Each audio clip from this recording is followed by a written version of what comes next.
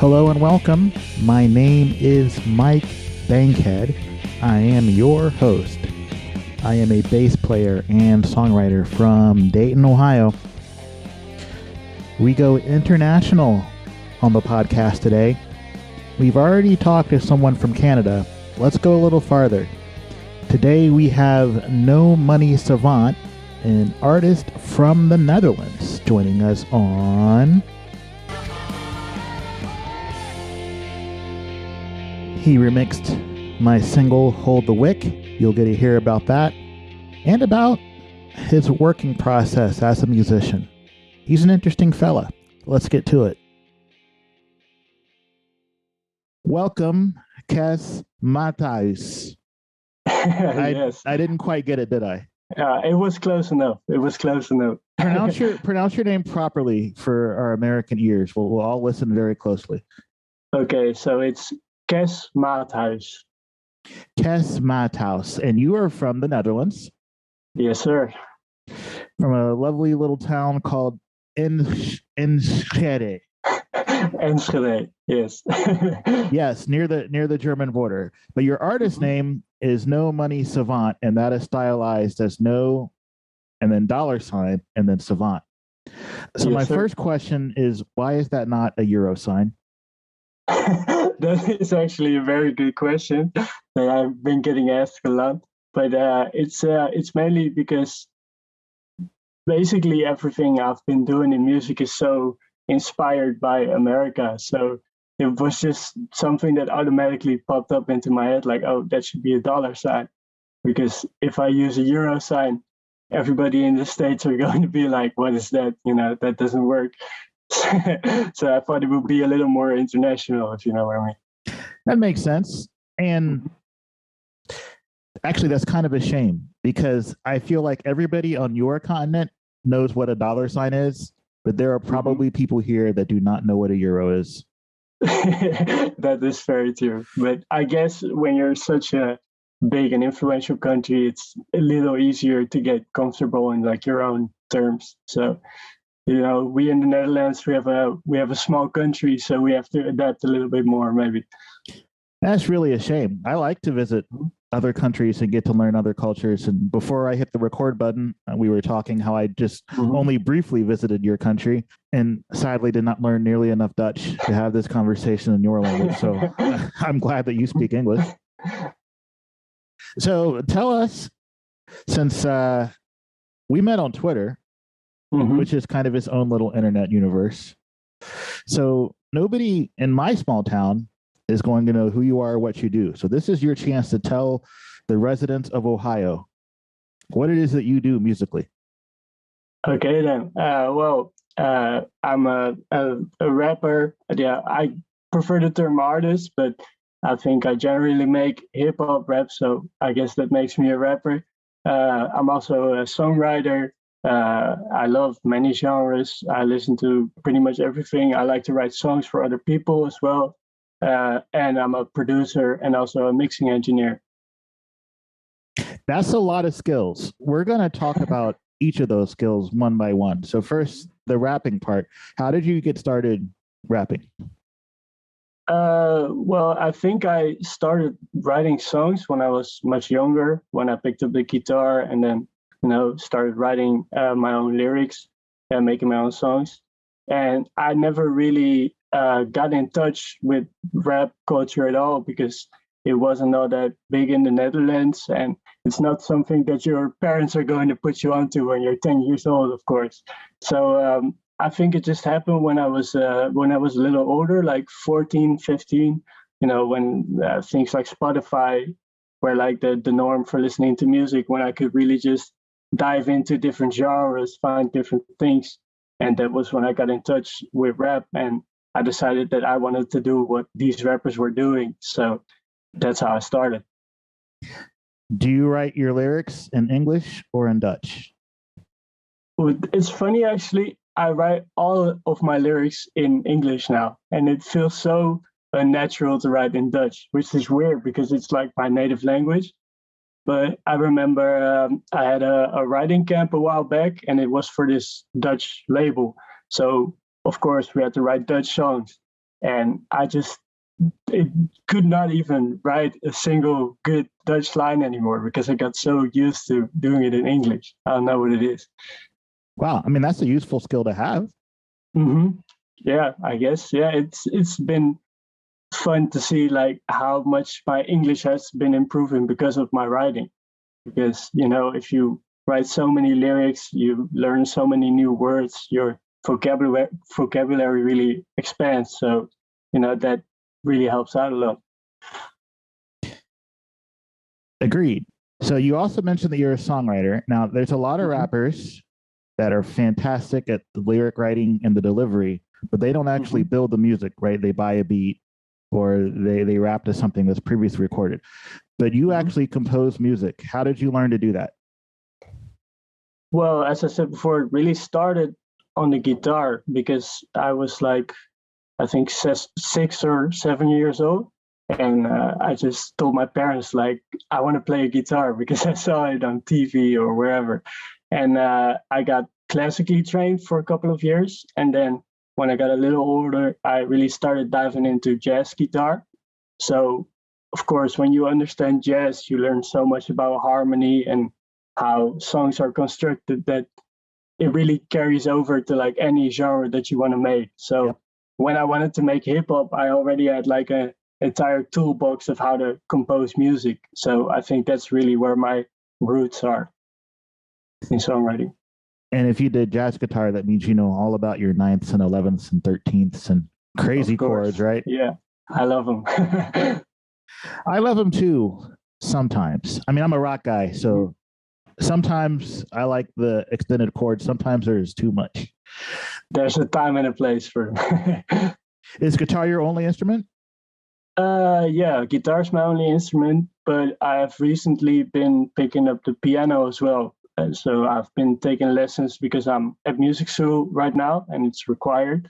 So it's like still very fresh. I think I started a couple months ago, but it's something that I really want to pick up. So it's a useful tool. So tell me about music school. We'll pause, and I want to learn about the music school that you're in. What's the name of the school, and what's your major? It's Artes Conservatory, and it's basically like this school where all different kinds of musicians go to, so all sorts of different disciplines.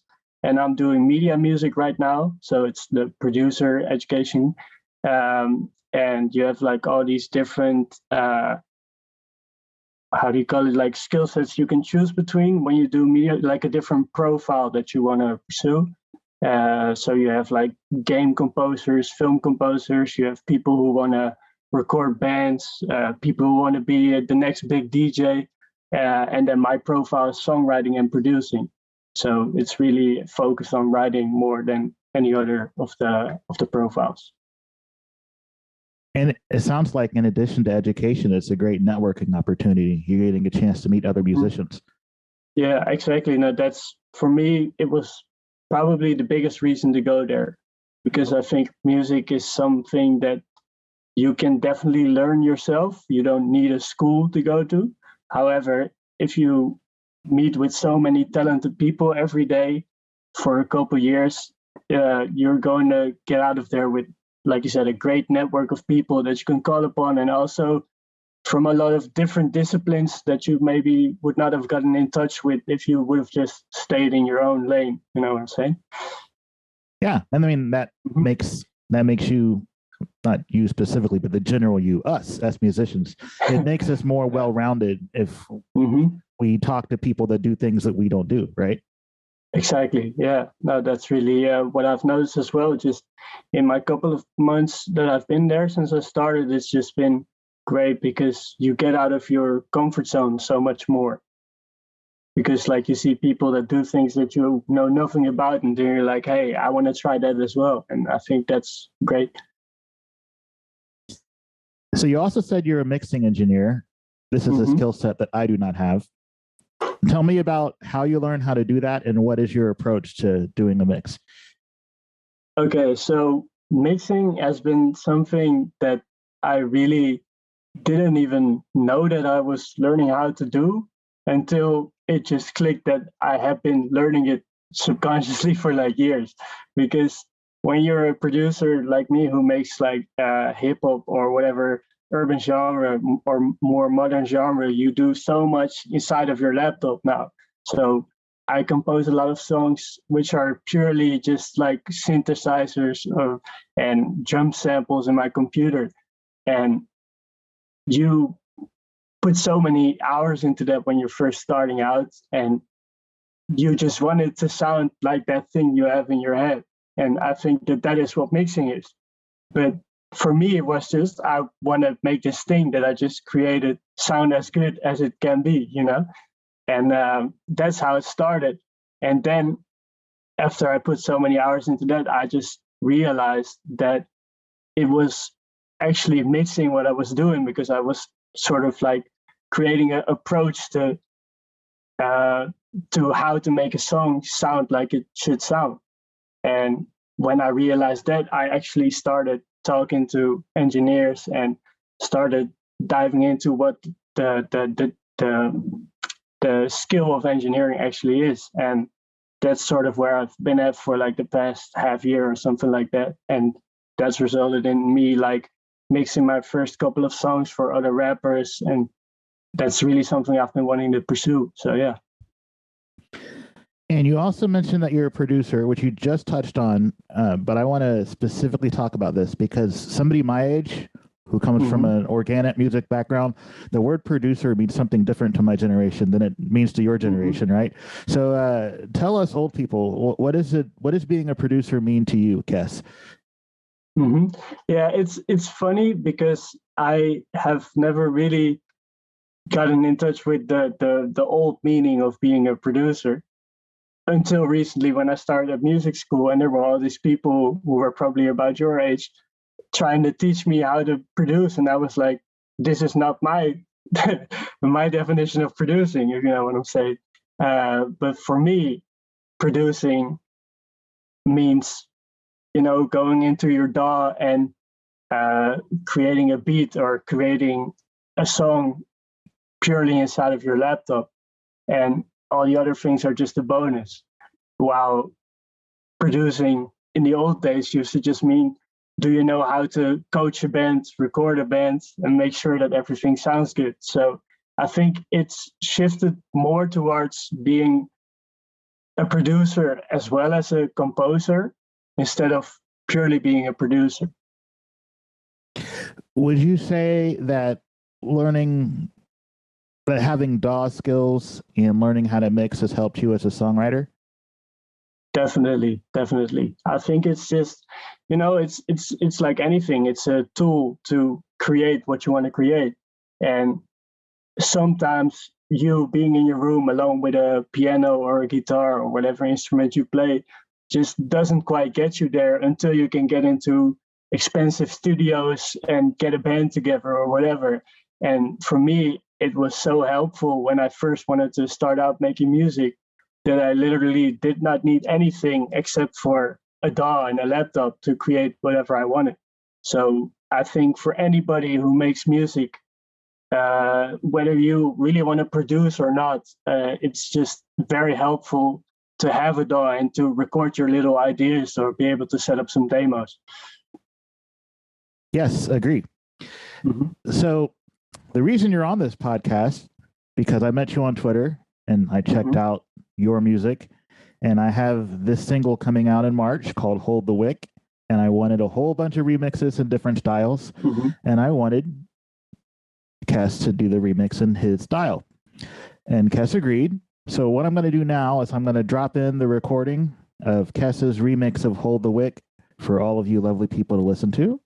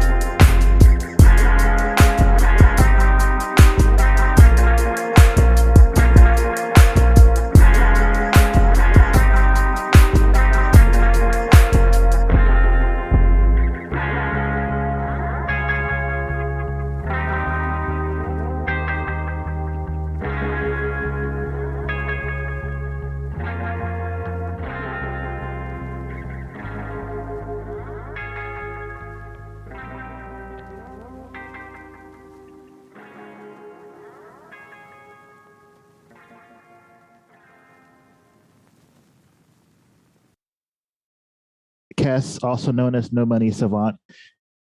In this situation, you had all of the pieces already. I gave you the stems from my recording session, and that was done very old school, organic, like actual real drums.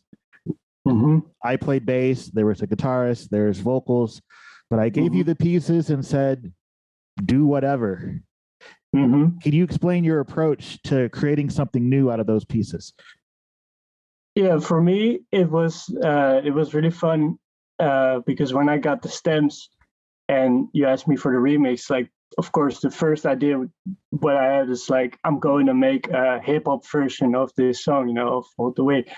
But then I thought like maybe that's a little too obvious, you know what I'm saying? So I wanted to dive into something more specific, and then I got the idea to really like dive into the art of sampling, which is something that I don't think people talk about enough.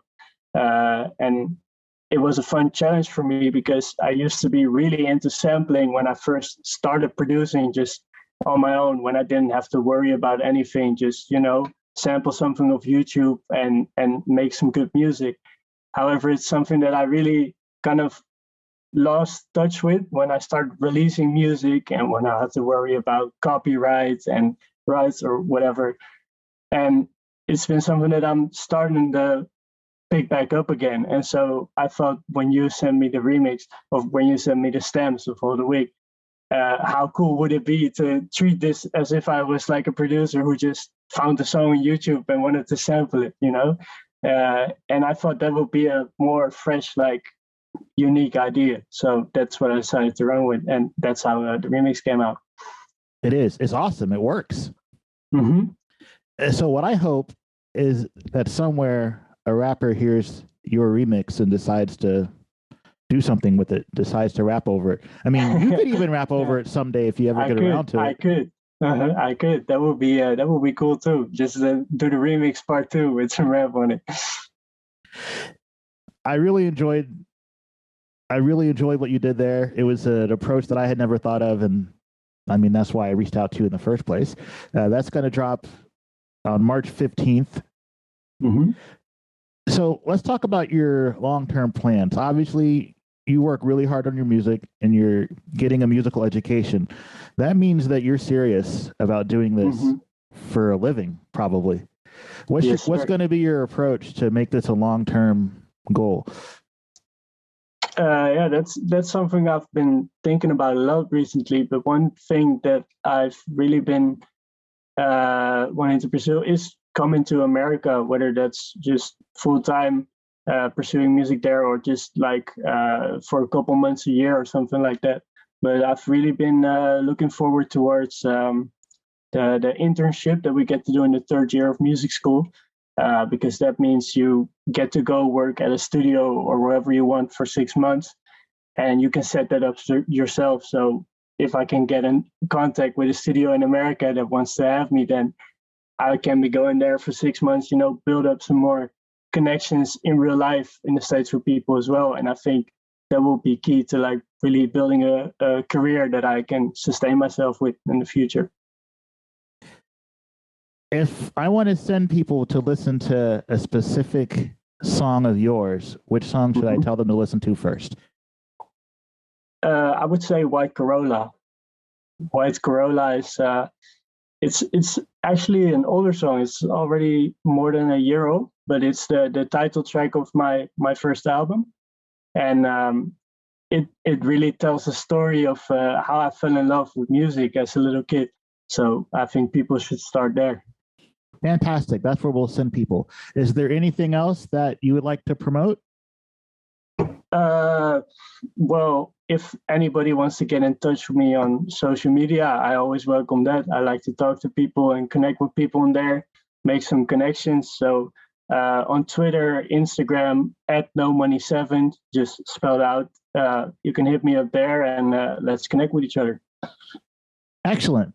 Thank you, Kes, also known as No Savant, for participating in the Remix project and for having a conversation with me. I'd actually love to work with you again someday. Let's do it. Thanks again to Cass for joining me all the way from the Netherlands and working around the time zone difference so that we could find enough time to have a conversation. And also thank you, Cass, for your fine work on the remix of Hold the Wick. Thank you, dear listener, for being here with me. I encourage you to leave a review or like on the podcast platform of your choice. That'd be nice. I'd also like it if you could possibly subscribe so that you could hear more episodes, more interviews with interesting musicians like Cass. Have a lovely rest of your day.